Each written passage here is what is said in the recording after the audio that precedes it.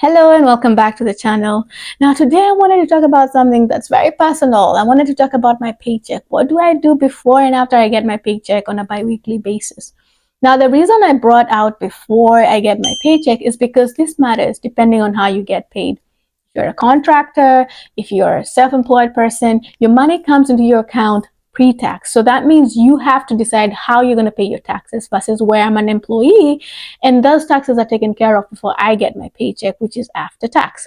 Now, there's also one more decision as an employee I have to make before I get my money in my account, and that's my retirement elections in a 401k plan that's provided by the company. These are elections that I make before I get my paycheck. They are tax advantaged because they come out pre-tax. This goes along with my medical and my dental benefits that come out of my paycheck before taxes. So I see this money go out of my paycheck, so I never get to touch it.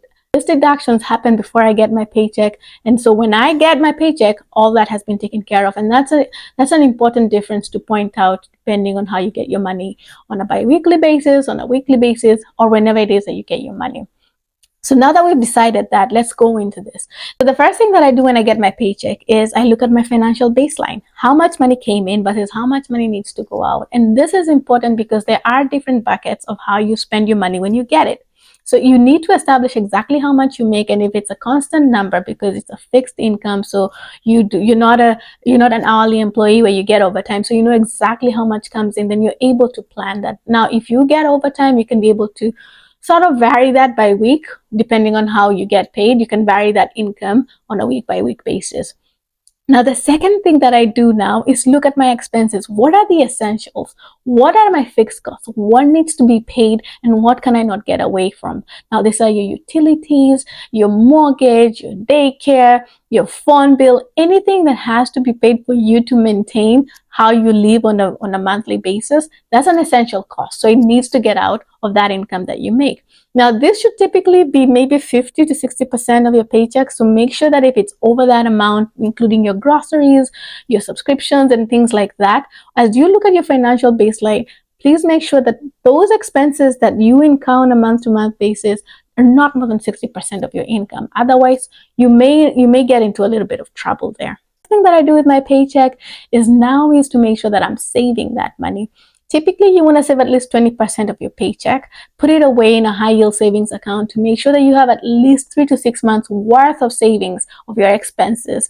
And now this is important because anything could happen to you. You could get sick, you could get laid off, you could get fired. Anything could happen to you. And remember, these employers do not give you a notice. If they are letting you go, it's immediate. So if you don't have that money saved up, this could bring a lot of problems and you may get into debt, you may have to borrow. So make sure you have at least 3 to 6 months worth of expenses put in a high yield savings account, and you have peace of mind knowing that if anything was to happen, you would have at least 6 months worth of expenses paid for out of your savings.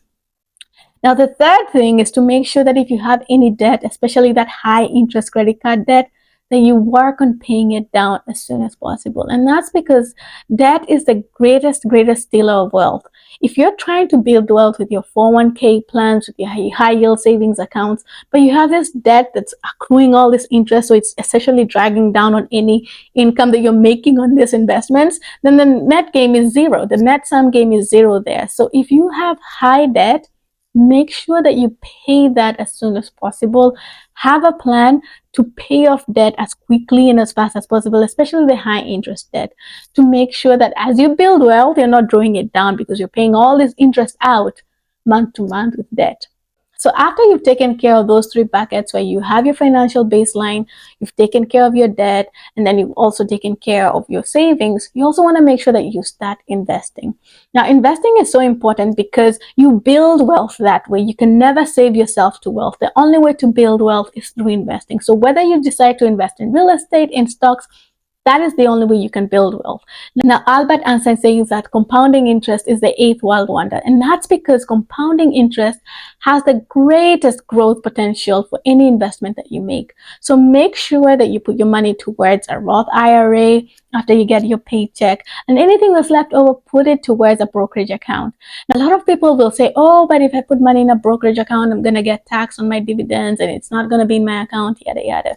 But this is what I always ask. If you're trying to build wealth, you're trying to create your portfolio, would you rather be taxed on something that you've earned versus have your money sit somewhere without making any money and because you don't want to get taxed. Always think about that. Would you rather make money, get taxed on it, than not make money at all?